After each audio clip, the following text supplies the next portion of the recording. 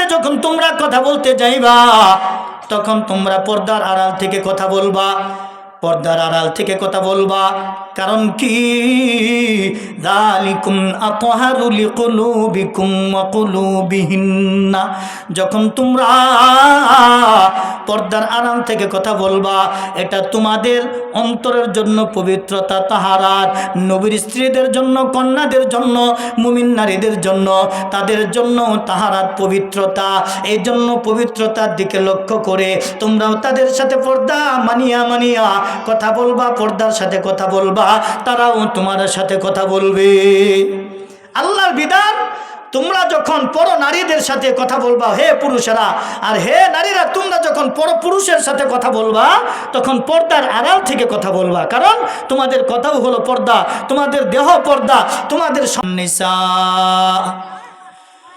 মিনান নিসাই ইন ইত্তাকাইতুন্না ফালা তাখদা'না বিল কওল فلا تخضعن بالقول فيطمع الذي في قلبه مرض وقلن قولا معروفا।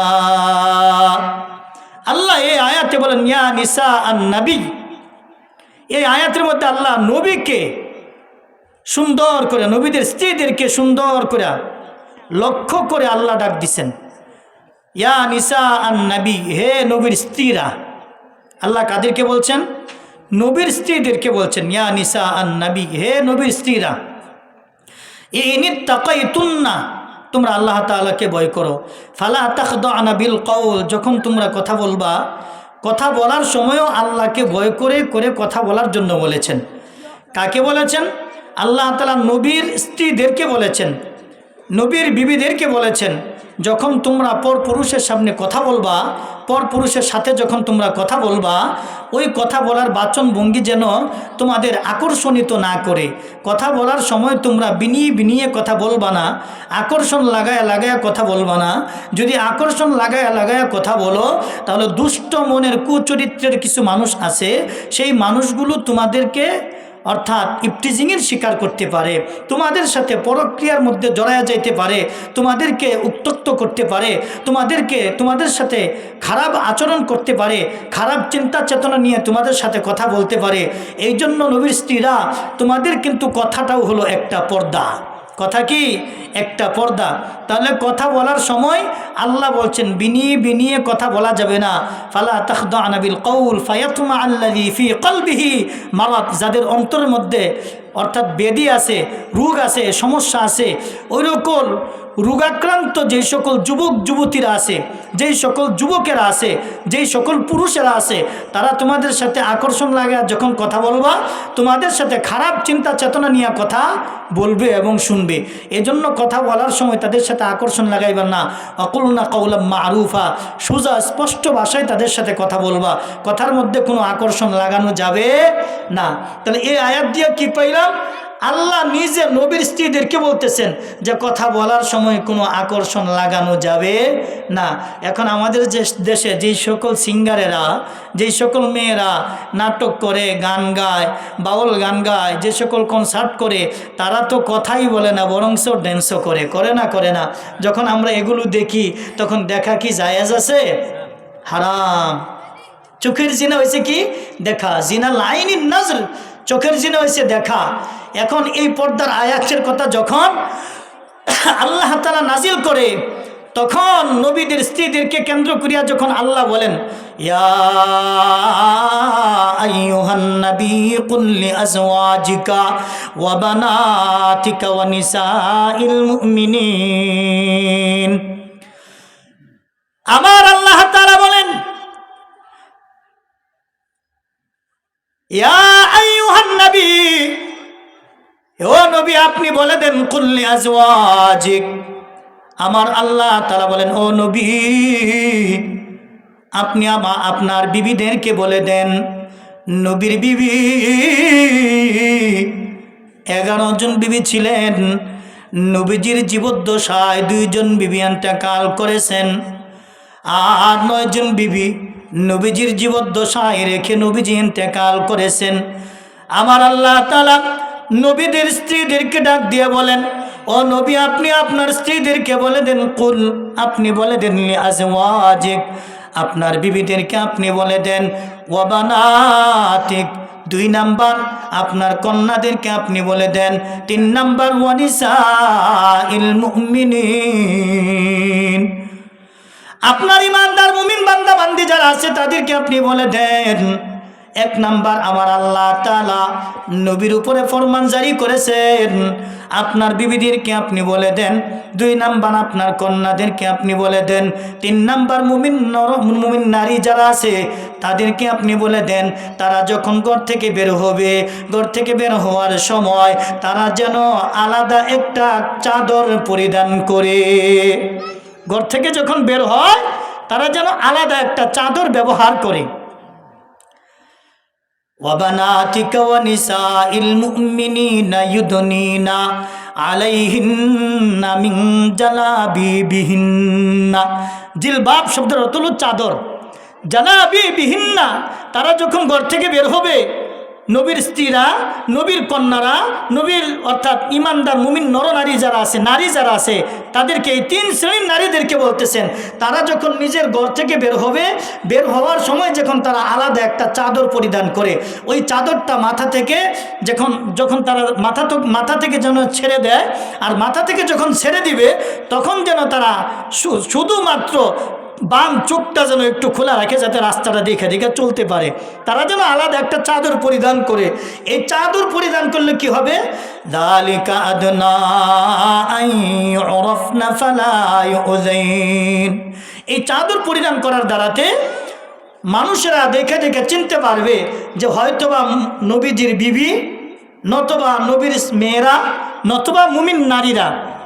এজন্য আল্লাহ তাআলা আলাদা করে বলছেন যে আলাদা যেন চাদর পরিধান করে। এর আগে কেউ আলাদা চাদর পরিধান করতো না।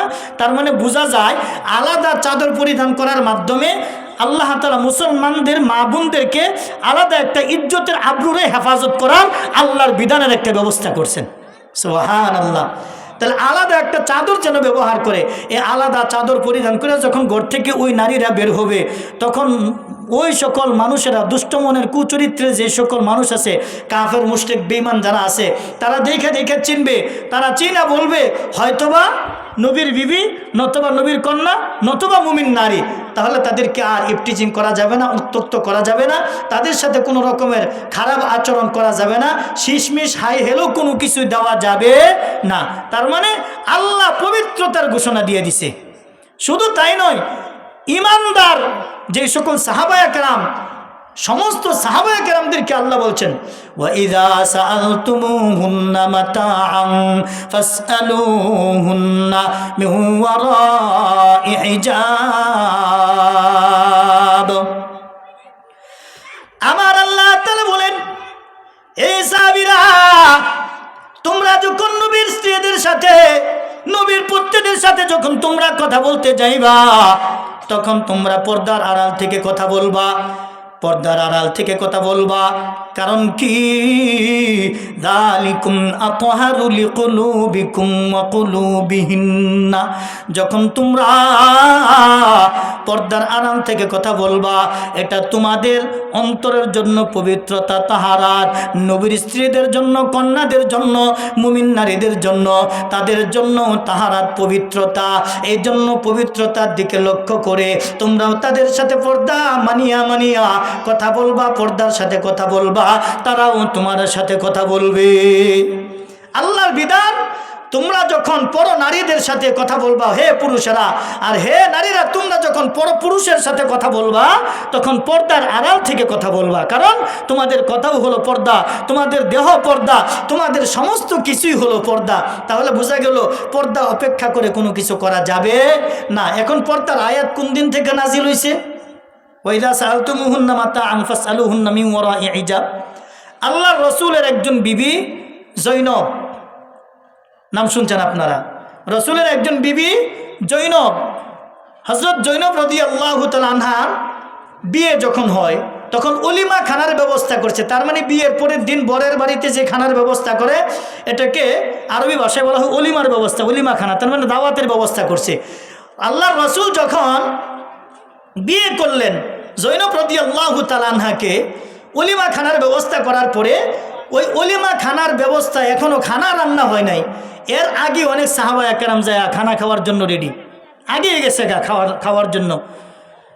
আগে যায় বিভিন্ন ধরনের আলাপ আলোচনা গল্প গুজব অনেক মানুষ আসে না করে, এটা সুন্নতের খেলাফ, এটা করা যাবে না। তার মানে যিনি দাওয়াত দিবেন খানার তো একটা নির্ধারিত টাইম দেওয়া থাকে, ওই টাইমের পরে যেতে হবে, অর্থাৎ ওই টাইমে যাওয়া লাগবে। এর আগে যায়া কারো বাড়িতে, মেহমান বাড়িতে আপনি যান, যায় আত্মীয় যদি না থাকে, নিকট আত্মীয় যদি না থাকে, এমনিতে আলতু ফালতু বন্ধু বান্ধব এরকম যদি থাকে, আপনি আগেই যায়া রান্না বান্না হওয়ার আগে আপনি ওইখানে যায় গল্প গুজব করতে পারবেন না, এটা সুন্নতের খেলাফ, মনে রাখবেন সবসময়। এখন কিছু সাহাবা একরাম এখনও রান্না হয় নাই, আল্লাহর রসুলের বিয়ে, রসুলের সাথে জয়নব রাদিয়াল্লাহু তাআলার বিয়ে হয়েছে, আর রসুল অলিমা খানার ব্যবস্থা করছেন, আর ওই দাওয়াতে সাহাবা একরাম খানা এখনো পাক হয় নাই, রান্না হয় নাই, সাহাবা একরাম যায় আগেই রেডি খাওয়ার জন্য, গিয়ে আগেই প্রস্তুত। এখন খানা রান্না হইতে অনেক দেরি, এর ভিতর দিয়া এক একজন এক এক রকম গল্প গুজব করতেছে। এর মধ্যে বেড়াও আছে, বেডিও আছে, পুরুষও আছে, মহিলাও আছে, নারীও আছে, নবীজির বিবিরাও আছে, নবীজির কন্যারাও আছে, সবাই আছে আর কি। এর মধ্যে কোনো বাস বিচার কোনো কিছুই নাই। তার মানে এখনো পর্দার আয়াত নাজিল হইছে না, সবাই আলাপ আলোচনা করতেছে, গল্প গুজব করতেছে। এই দিক দিয়া এক একজন এক এক রকম আলোচনা করে, 10 জনের আলোচনা তো বুঝিনি 10 রকম। কিছু কিছু সাহাবা একরাম জয়নব রাদিয়াল্লাহু তাআলাকে সামনে রাখা আলাপ, এমন আলাপই চলতেছে আর কি, নারী পুরুষের মধ্যে এক ধরনের আলাপ আছে না, কিছু লজ্জাজনক আলোচনা, এরকম কিছু আলোচনা চলতেছে। আল্লাহ রসুল আসছেন, আয়সা শুনে আলোচনাটা যে কেমন লাগতেছে, আল্লাহ রসুলের কাছে একটু বিরক্ত লাগতেছে, খারাপ লাগতেছে। আল্লাহ রসুল আয়ে আর যায়, আল্লাহ রসুল এখানে আসে আর যায়, এরকমভাবে 3-4 বার আসছে এবং গেছে। আল্লাহ রসুল তো বিবি ছিলেন, এক একজনের বিবির ঘরে যায় একটু একটু সময় দিচ্ছেন, কথাবার্তা বলছেন, কথাবার্তা বলে আবার আসছে, আয়া দেখে এরকমই আলাপ চলতেছে। এই দিক দিয়া জয়নব রাদিয়াল্লাহু তাআলা আনহাকে আয়সা দেখে এক সময় আল্লাহ রসুল মুখের মধ্যে হাত দিয়া খিলখিল করে হাসতেছে আর কি, মুখের মধ্যে হাত দিয়ে হাসতেছে। তার মানে আলাপটা জানি কেমন কেমন আল্লাহ রসুল বুঝতে পারছে। এখন তো বিরক্ত লাগতেছে, সাহাবা একরামদেরকে তো আর উঠাইয়া দিতে পারতেছে না, বলতে পারতেছে না যে তোমরা উঠে যাও, এরকম আলাপ করো না, এটা তো বলতেও পারতেছে না। এখন রসুলের বিবেকের মধ্যে বাঁচতেছে। আল্লাহ রসুল আবার গেছে গা, যখন আসছে কিছুক্ষণ পর আয়সা দেখে আল্লাহ রসুলের স্ত্রী জয়নব রাদিয়াল্লাহু তাআলা আনহা উনার পার্শ্ব পরিবর্তন করছে। তার মানে আগে এরকম আমি যেরকম আপনাদের সামনে এরকম নিয়ে আলোচনা করতেছি, এরকম জয়নব রাদিয়াল্লাহু তাআলা বসে রয়েছে আলোচনা করতেছে। আয়সা দেখে আরেকবার রসুল জয়নব রাদিয়াল্লাহু তাআলা পুরুষ যেদিকে বসে রয়েছে তাদের দিকে পিঠ, মুখ অন্যদিকে ফিরে বসে রয়েছে। এখন তো আল্লাহ রসুল এখনও চিন্তা করতেছে, কিরে এমন কি আলাপ আলোচনা, ওই দিক দিয়ে ফিরে ফিরে হাসতেছে আর গল্পগুজব অন্যরকম চলতেছে। এই দিক দিয়ে আল্লাহ তাআলা কোরআনের আয়াত অনেক লম্বা, আল্লাহ কোরআনের আয়াত নাজিল করছে, ওয়াইদা সাআলতুমুহুন্না, মাঝখানে বললাম আর কি, ওয়াইদা সাআলতুমুহুন্না মাতাআন ফাসআলুহুন্না মিন ওয়ারাই হিজাব, তোমরা যখন নবীর পত্নীদের সাথে কথা বলবা তখন তোমরা পর্দার আড়াল থেকে কথা বলবা। সুবহানাল্লাহ বলেন। এই হলো এই আয়াতের শানে নজুল। এই আয়াতটা আল্লাহ তাআলা নাজিল করছে, কথা যখন বলবা নবীর স্ত্রীদের সাথে, নবীর স্ত্রীরা যেরকম পবিত্র তোমরাও এরকম পবিত্র। এজন্য আমি চাই তোমাদের কলিজা, তোমাদের আত্মা, তোমাদেরকে পবিত্র রাখতে চাই। তাহলে তোমরাও পবিত্র থাকবা, নবীর স্ত্রীরাও পবিত্র থাকবে। তাহলে বোঝা গেল পর পুরুষের সাথে পর নারী কথাও কি একটা পর্দা, কথাও কি পর্দা। কথার আওয়াজেরও পর্দা আছে, কথারও একটা লিমিটেড আছে, আকর্ষণীয় অনাকর্ষণীয় আছে না নাই? এজন্য কথার পর্দা আছে, সাবধান। আপনি চিন্তা করে দেখেন প্রত্যেকটা জিনিসই হলো পর্দা। এজন্য আল্লাহ বলেন যখন এই আয়াত নাজিল হয়েছে তখন তো দুঃখ, এই আয়াত যখন নাজিল হয়েছে নবীর বিবিদের, নবীর কন্যাদের, মুমিন নারীদের দুঃখ করতেছে, হাই হাই আমগর তো এখন 4 দেওয়ালে আটকা থাকা লাগবে, পর্দা করা লাগবে। দুঃখ অর্থাৎ তাদের ক্লান্ত আর কেমন জানি হয়ে যেতেছে। এই দিক দিয়ে লক্ষ্য করিয়াই আল্লাহ বলেন ইয়া নিসা আন নাবিয়্যি লাস্তুন্না কাআহাদিম মিনান নিসা, 22 নম্বর পারা 1ম নম্বর পৃষ্ঠার মধ্যে। তারপরে এই আয়াতটা, যে আয়াতটা আমি আপনাদের সামনে খুতবার মধ্যে তেলাওয়াত করছি, এই আয়াত নাজিল করে আল্লাহ বলতেছেন তোমরা কিন্তু নবীর স্ত্রী। নবীর স্ত্রীদেরকে কি বলতেছেন? তোমরা কিন্তু নবীর স্ত্রী, তোমরা কিন্তু সাধারণ স্ত্রীদের মতো না, সাধারণ মুমিন নারীদের মতো না, মুমিনদের মতো না, তোমরা কিন্তু নবীর স্ত্রী। তার মানে নবী যেরকম পবিত্র, নবীর স্ত্রীরাও ওই রকম পবিত্র। নবী যেরকম পবিত্র আল্লাহ তাআলা নবীকে রাখছেন, আল্লাহ নবীর স্ত্রীদেরকে ওইরকম পবিত্র রাখতে চায়। এজন্য পবিত্র ঘর থেকে পবিত্র সন্তানের আশা করা যায়। ঘরটা যদি পবিত্র হয়, মেয়ে যদি ভালো হয়ে যায়, মা যদি ভালো হয়ে যায়, ওই ভালো মায়ের ঘর থেকে ভালো সন্তান আশা করা যায় না? যায় না? আপনারা খাজা কুতুবউদ্দিন বখতিয়ার কাকি রহমাতুল্লাহ আলাইহির নাম আপনারা শুনছেন। অনেক বড় মাপের একজন আল্লাহওয়ালা ছিলেন, বুজুর্গ ছিলেন খাজা কুতুবউদ্দিন বখতিয়ার কাকি। খাজা কুতুবউদ্দিন বখতিয়ার কাকি এত বড় আল্লাহওয়ালা কেমনি হয়েছেন? ওনার মা তো আল্লাহওয়ালা ছিলেন, আল্লাহওয়ালি ছিলেন। ওনার মা তো ভালো ছিলেন। খাজা কুতুবউদ্দিন বখতিয়ার কাকি যখন 1.5 বছর বা 6 মাস বা 1.5 বছর বয়স এরকম হতে পারে, ওনার আব্বা মারা গেছেন। এক বর্ণনায় আসছে যে তারিখে চিশতি একটা কিতাব আছে আউলিয়া কেরামের জীবনী, এই জীবনীর মধ্যে আসছে 6 মাস যখন বয়স খাজা কুতুবউদ্দিন বখতিয়ার কাকি রহমতুল্লাহ আলাইহি, তখন ওনার আব্বা মারা গেছেন। খাজা কামালউদ্দিন ইবনি মুসা উনি এন্তেকাল করেছেন। উনি এন্তেকাল করার পরে 4.5 বছর বয়সে ওনার আম্মা মাদ্রাসায় ভর্তি করতে নিয়ে গেছে কারে? খাজা কুতুবউদ্দিন বখতিয়ার কাকিকে। যখন মাদ্রাসায় ভর্তি করার জন্য রাস্তা দিয়ে নিয়ে যায়, তখন প্রতিমধ্যে একজন হুজুরের সাথে সাক্ষাৎ। হুজুর জিজ্ঞাসা করতেছে, আপনি এই ছাত্ররে কই নিয়ে যান? কুতুবউদ্দিনের আম্মারে। বলতেছে, আমি মাদ্রাসায় ভর্তি করার জন্য নিয়ে যাই। ঘটনাটা খুব খেয়াল করে শুনেন, সুন্দর একটা বিষয় আছে এখানে, শিক্ষণীয়। তখন বলতেছে যে মাদ্রাসায় ভর্তি করার জন্য নিয়ে যায়। তখন বলতেছে, আপনি মহিলা মানুষ, এত দূরে মক্তবে নিয়ে যাইবেন, আপনার কষ্ট হবে, আমার সাথে দিয়ে দেন, আমি তারে নিয়ে যাই। পরে হুজুর ধরেন একটা কথা আপনাদের এই এলাকার মধ্যে যে হুজুর আছে, ধরেন আপনাদের কামরুজ্জামান সাহেব হুজুরি আছে, হুজুর রিদিয়া দিছে আর কি, হুজুরি লইয়া গেছে মাদ্রাসায় ভর্তি করার জন্য। হুজুর যখন নিয়ে যায়, রাস্তার মধ্যে আরেকজন হুজুরের সাথে সাক্ষাৎ, ওই হুজুরে জিগায় যে কুতুবউদ্দিন রে কই লিয়ে যাও? নাম টাম জিগাইছে না, কইতাছে ওই হুজুর রে যে কুতুবউদ্দিন রে কই লিয়ে যাও? কুতুবউদ্দিন রে। তখন বলতেছে কুতুবউদ্দিন রে মাদ্রাসায় ভর্তি করার জন্য নিয়ে যায়। হুজুর রে বলতেছে, ওই হুজুরে, দ্বিতীয় হুজুরে বলতেছে, তারা তোমার নিয়ে যাওয়া লাগবে না, আমার সাথে দিয়ে দাও, আমি নিয়ে যাই। তখন ওই দ্বিতীয় যে হুজুর, উনি এখন কুতুবউদ্দিনরে হাতে নিয়ে খাজা হাফস উশি রহমতুল্লাহ আলাইহির দরবারে লিয়ে গেছে। সুবহানাল্লাহ বলেন। খাজা আবু হাফস উশি রহমতুল্লাহ আলাইহি বলতেছেন, কুতুবউদ্দিন তুমি চিনো? তোমার যেই হুজুর আমার কাছে নিয়ে আসছে উনি কে? তখন বলতেছে, উনি হইছে হজরতে খিজির আলাইহিস সালাতু ওয়াস সালাম বা হজরতে খাজির আলাইহিস সালাতু ওয়াস সালাম। আমরা যেই নামে চিনি হজরত খিজির আলাইহিস সালাতু ওয়াস সালাম। বলে, তুমি তো চিনো না, উনি হচ্ছে হজরত খিজির আলাইহিস সালাতু ওয়াস সালাম, উনি তোমার আমার দরবার পর্যন্ত নিয়ে আইছে। খাজা আবু হাফস উশি রহমতুল্লাহ আলাইহি বলতেছেন, খাজা আবু হাফস উশির দরবারে খিজির আলাইহিস সালাম দিয়া বলতেছেন যে তোমার কাছে দিয়া গেলাম ছেলেটারে ইলমে দ্বীন শিক্ষা দিও। কি বলছে? এলমে দ্বীন শিক্ষা দিও। এখন এলমে দ্বীন শিক্ষা দেওয়ার জন্য যখন উনি চক সিলেট হাতে লইছে, খাজা আবু হাফস উশি বা কায়দা হাতে লইছেন, এমন সময় এলহাম আসছে, অর্থাৎ আওয়াজ আসছে গায়েব থেকে, হে খাজা আবু হাফস উশি, তোমার কিন্তু দায়িত্ব না, তাকে এলেম শিক্ষা দিবে আরেকজন নির্ধারণ করে রাখছি আমি, একজন আলেম আমি নির্ধারণ করে রাখছি, তার জন্য একজন টিচার, শিক্ষক নির্ধারণ করে রাখছি। অর্থাৎ তার জন্য নির্ধারণ করে রাখছি খাজা হামিদউদ্দিন নাগুরি রহমতুল্লাহ আলাইহি। খাজা হামিদউদ্দিনকে আমি নির্ধারণ করে রাখছি। এখন ওই খাজা হামিদউদ্দিনের কাছে হয়তো বা নিয়ে গেছে বা বর্ণনায় আসছে বা উনি ওইখানে আসছেন, খাজা আবু হাফস উশির দরবারে আসছেন। এমন সময় ওনারা দুজন যখন খাজা আবু হাফস উশি এবং খাজা হামিদউদ্দিন নাগুরি রহমতুল্লাহ আলাইহি কুতুবউদ্দিন বখতিয়ার কাকিকে বলতেছেন, কুতুবউদ্দিন তুমি পড়ো, আলিফ বা তা যখন জিগাইছে আলিফ বা তাসা তুমি পড়ো, তখন আলিফ বা তাসা যখন জিগায় কুতুবউদ্দিন মুস্কি হাসে। এখন কোনো বাচ্চা যদি আলিফ বা তাসা পারে, এগুলি পারে, এখন তারা যদি আলিফ বা তাসা করতে, বাচ্চা হাসতো না? বাচ্চা তো আরও অনেক কিছু পারে। এখন কুতুবউদ্দিন বখতিয়ার কাকি হাসে, কলে হুজুর আমি আলিফ বা না, আমি সূরা ফাতিহা কইতারি। কলে কও? পরে সূরা ফাতিহা কইছে। কলে হুজুর আমি সূরা ফাতিহাই না, আমি সূরা বাকারাও পারি। পরে সূরা বাকারা কইছে। এরকমভাবে 1 পারা 2 পারা 3 পারা, এরকমভাবে 10 পারা 14 পারা শুনাইছে। সুবহানাল্লাহ। কয় পারা শুনাইছে? কয় পারা?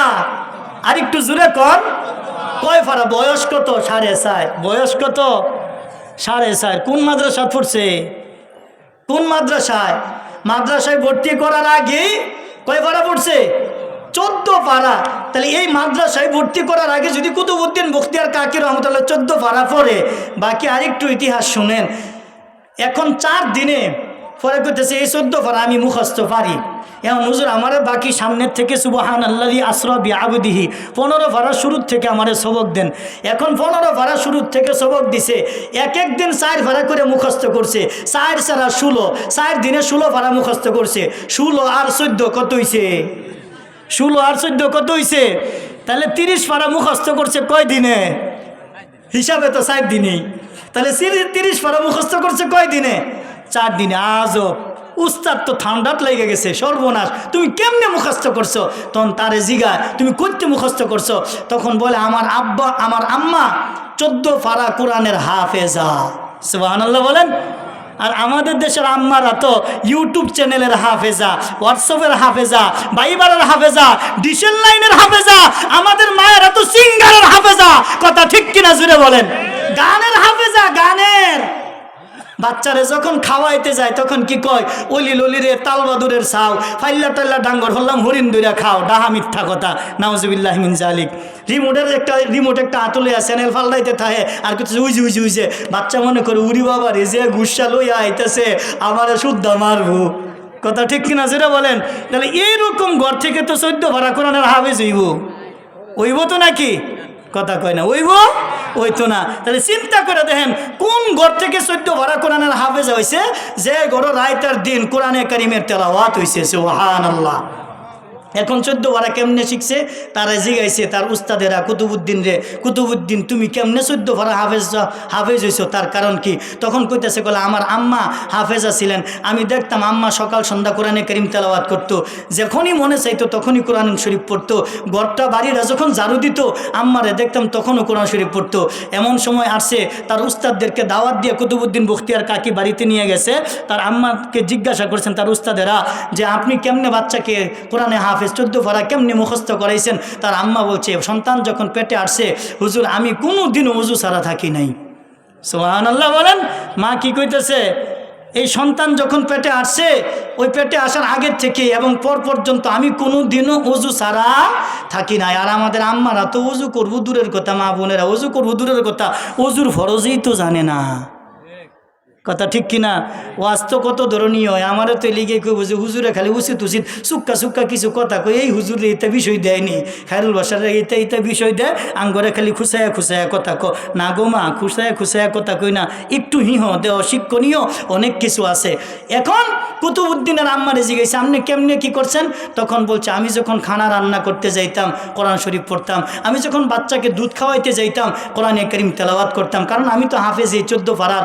যখনই আমি যাইতাম তারে কোলে নিয়ে ঘুম পাতাইতে গেলে বিভিন্ন ধরনের গল্প কিচ্ছা কাহিনী কোনো কিছুই কইছি না, আমি তারে কোনোদিনও জারফুক করিও নাই, আমি তারে নিয়ে সবসময় কোরআন শরীফ পড়তাম। আল্লাহ তারে হেফাজত করছে। আমার বাচ্চারা আমি কোনোদিনও কই নাই যে তুমি পড়ো, সে আমার কাছ থেকে এই তেলাওয়াতগুলো শুনতে শুনতে এই 14 ভাড়া মুখস্থ করে লাইছে। সুবহানাল্লাহ। তাহলে এমন মা যদি আপনার আমার ঘরে আসে তাহলে আমাদের কমপক্ষে 14 ভাড়া মুখস্থ না হলেও তো বাচ্চাগুলো কমপক্ষে নামাজি হবে। কথা ঠিক কিনা?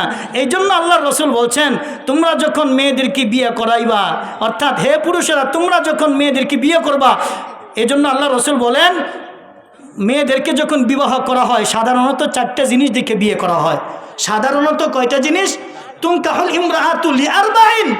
সাধারণত 4টা জিনিস দেখে বিয়ে করা হয়। তাহলে আমরা যদি সাধারণত 4টা জিনিস দেখে বিয়ে করি তাহলে 4টা জিনিসের মধ্যে কি? 1 নম্বর হলো লিমালিহা। 1 নম্বর কি? লিমালিহা, তার মানে ধন সম্পদ। শ্বশুরবাড়ির যদি ধন সম্পদ বালা থাকে, জামাই যদি গরিব থাকে, ওই সম্পদ দিয়ে আশা করা যায় কোনো দিন ধনীও আসিব। কথা ঠিক কিনা? ওই সম্পদ কোনো দিন একদিন কাজে আসবে। কথা ঠিক কিনা? তাহলে তোমরা 1 নম্বর কি দেখে বিয়ে করো? সম্পদ দেখে বিয়ে করো। 2 নম্বর ওয়ালি জামালিহা, রূপ সৌন্দর্য চেহারা এগুলো দেখে বিয়ে করে না? তাহলে আমরা কিন্তু আসলেই করি বা করাইও। তাহলে রূপ সৌন্দর্য দেখে বিয়ে করে। 3 নাম্বার হলো বলি হাসাবিহা, বংশমর্যাদা। বংশমর্যাদা যদি বালা থাকে তাহলে জামাইয়ের হেডামটা একটু অন্যরকম থাকে না? তাহলে 1 নাম্বার কি? তোমরা কি দেখে বিয়ে করো? সাধারণত 4টা জিনিস দেখে বিয়ে করা হয় মেয়েদেরকে। 1 নাম্বার ধন সম্পদ, 2 নাম্বার সৌন্দর্য রূপ চেহারা, 3 নাম্বার বংশমর্যাদা, 4 নাম্বার হলো অলি দিনইহা, দিনদারি। আল্লাহ রসুল এই দিনের কথাটা 1 নাম্বারে বলতে পারতেন না? তাহলে এটা 4 নাম্বার কেন নিছে? এটার গুরুত্ব কি বোঝানোর জন্য রসুল বলছেন ফালফার বিদাতি দিনই তারিবাত ইয়াদাকা। তোমরা যদি একটা দিনদারি মেয়ে পাও তাহলে এর আগে ধরো। দিনদারি মেয়ে যদি পাও তাহলে আশা করা যায় তোমার সংসারটা দিনদারি হবে, তোমার ঘরটা দিনদারি হবে, তোমার সন্তান আল্লাহওয়ালা বুজুর্গ হবে। সুবহানাল্লাহ বলেন। তোমার ঘরে কোরআন পড়বে, তোমার ঘরটা জান্নাতের ঘর হবে, তোমার ঘরের মধ্যে কোরআন পড়নে ওয়ালি সন্তান তৈরি হবে। কথা ঠিক কিনা জোরে বলেন। এই জন্য আল্লাহ রসুল বলছেন ফাজফার বিদাতি দিন, তোমরা দিনদারি মেয়েদেরকে আগে ধরো।